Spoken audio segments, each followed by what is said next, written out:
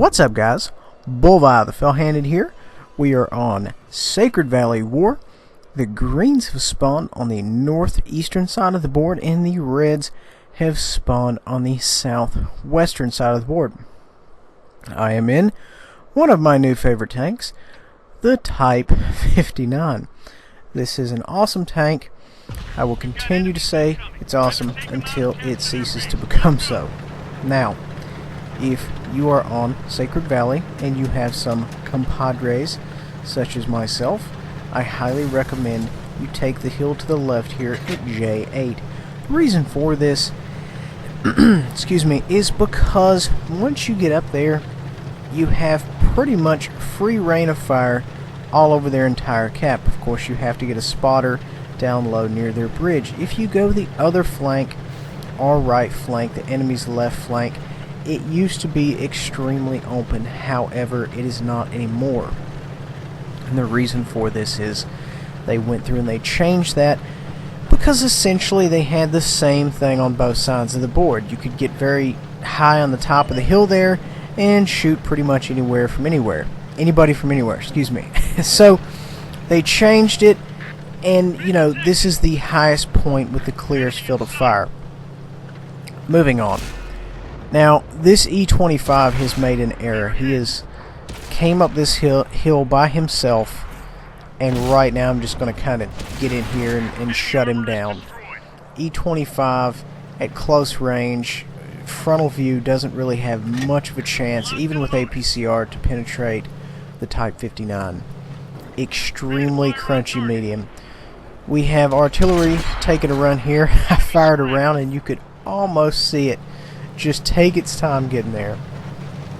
The gun velocity on this tank isn't super impressive, but you know, it's okay. It's okay compared to, you know, some of your larger rounds, even from your lower tier tanks, your KV2, your KV85, things like that. Of course, it's faster than KV2, but you know what I mean.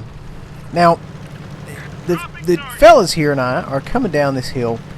You know, we said let's go ahead and strike while the iron's hot. I started calling out targets, and this is to just kind of give you an idea how to do things a little bit differently when you have a squad here with you. I said, you know, let's go ahead, let's focus on this tiger, let's go ahead and shut him down.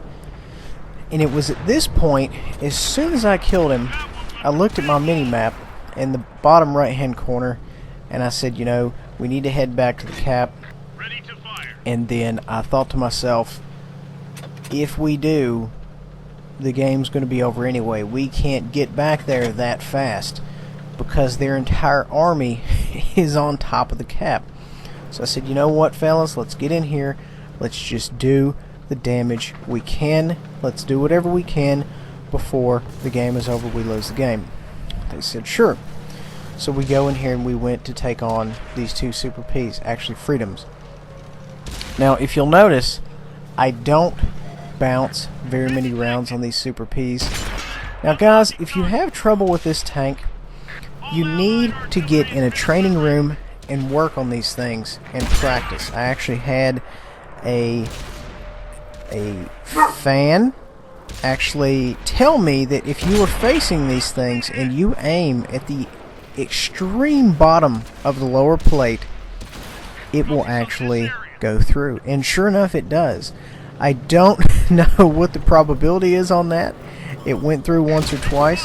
So yeah, the community is very helpful. So yes, I would actually recommend, if you have trouble facing these tanks down, go to training room with a friend of yours who has one and try to pin it. Right now I am going in between his turret spaced armor and his hull spaced armor. I'm going like right there at the turret ring. Actually, right where Tiger 131 was immobilized, had its turret immobilized. So, and I'm taking careful aim, and I'm being extremely cautious. I don't want to give up any of my HP. And you know, we're really making every single shot count. And at this point, the reds are starting to get off the cap because they believe we're easy kills. You know, we're engaged, we're probably low health. So the guys on the cap started to come back, which is a good move for us. So we go ahead and get rid of the Super P there, the Freedom, and we're moving up, and we want to go ahead and take out the Frenchie and the other Tiger. So we go ahead and I put a round in the French tank, and it only tracks him. So what are you going to do? So I'm loading APCR right now because there's not a lot of us over here, and I feel the pressure on me. So I want to make sure every single thing that I'm slinging penetrates, because I have a lot of work to do. I still have a whole nother Tiger that's almost full health. And in that case, I would say, guys, yes, go for the APCR. As you can see, haven't really ran a lot of APCR here until just the last few minutes. Now, from personal experience with this tank, I know the turret traverse speed is extremely poor. So I immediately go behind this guy, and he doesn't really even try to turn it. And then, of course, once we get rid of him, I'm kind of 1v1-ing this guy right here.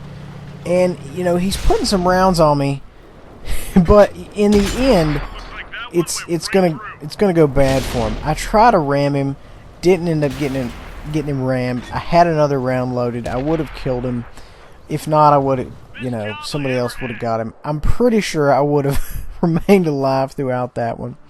At any rate, we had a very good game, 49-23. I think this may be a high score for me on the Type 59. Granted, I'm sure there's others out there who have done immensely better than this. But you know what? For little old me, that's good. Guys, thank you for watching. Please remember to like, subscribe, and share. We'll see you guys next time. Thanks for watching.